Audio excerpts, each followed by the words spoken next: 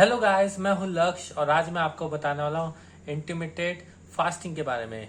जितने भी डाउट्स हैं ये सारे आपको इसी वीडियो में क्लियर हो जाएंगे।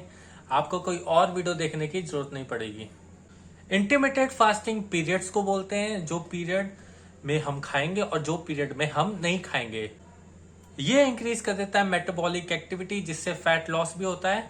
ये एक्चुअली 16 to 8 आवर्स का होता है, मतलब 16 hours of fasting and 8 hours of eating और फीडिंग।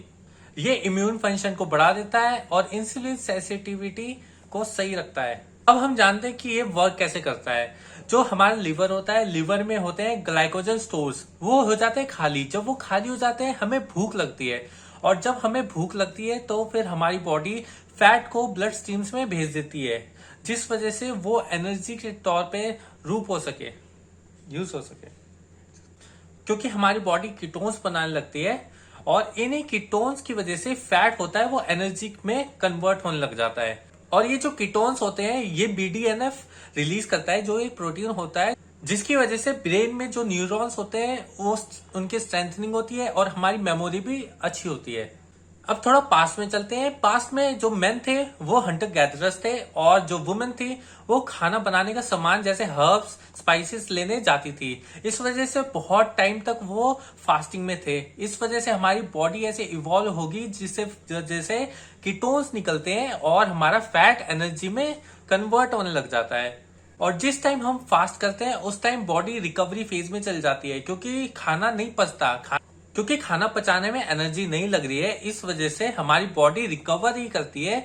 हमारी बॉडी के अंदर जितने भी इन्फ्लेमेशन है, जितनी भी चोट है, जितने भी हमारी स्किन में प्रॉब्लम्स है, रैशेज है, जितनी भी चीजें हैं ये रिकवर होती है उस टाइम पे।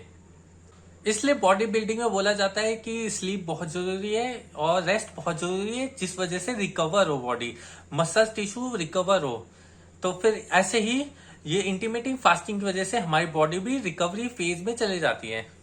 बहुत सारे रिलीजन जैसे हिंदू मुस्लिम ये फास्ट करते हैं, इसका एक अलग ही महत्व है। ये इसलिए होता था क्योंकि हमारे एंसेस्टर को पता चल गया था कि रिकवरी होती है, इस वजह से फास्टिंग करनी बहुत जरूरी है। और आयुर्वेदा इतना एडवांस है, इस वजह से हमारा हिंदू कल्चर और हिंदू फूड कुछ भी ले लो, सब एक प्लान्ड वे में बनाया गया है। आपने एप्पल साइडर विनेगर का नाम तो सुना ही होगा। जब इंटरमिटेंट फास्टिंग करते हैं बहुत लोग सजेस्ट करते हैं। वो क्यों करते हैं? वो इसलिए करते हैं क्योंकि मील से पहले या फिर सुबह सुबह उठ के जब हम एप्पल साइडर विनेगर लेते हैं तो फिर क्या होता है, वो हमारे डाइजेशन को इम्प्रूव कर देता है और जो इंसुलिन सेंसिटिविटी है उसको भी सही करता है, जिस वजह से डायबिटीज वाले लोगों को बहुत ही बेनिफिट देता है। और मॉर्निंग में पीने से क्या होता है, हमारा डाइजेस्टिव सिस्टम स्टार्ट हो जाता है और सुबह सुबह बहुत ज्यादा एसिड होता है हमारे पेट में, तो फिर वो न्यूट्रलाइज कर देता है एप्पल साइडर विनेगर, जिस वजह से हमारा स्टेबल ब्लड लेवल रहता है इन फास्टिंग। इंटरमिटेंट फास्टिंग को इफेक्टिव बनाने के लिए हम दो चीजें ही करते हैं। एक होता है कैलोरी रिस्ट्रिक्शन, एक होता है टाइम रिस्ट्रिक्शन। टाइम रिस्ट्रिक्शन तो सभी को पता होता है, बट सबको ये नहीं पता होता कि कैलोरी रिस्ट्रिक्शन में भी जाना चाहिए।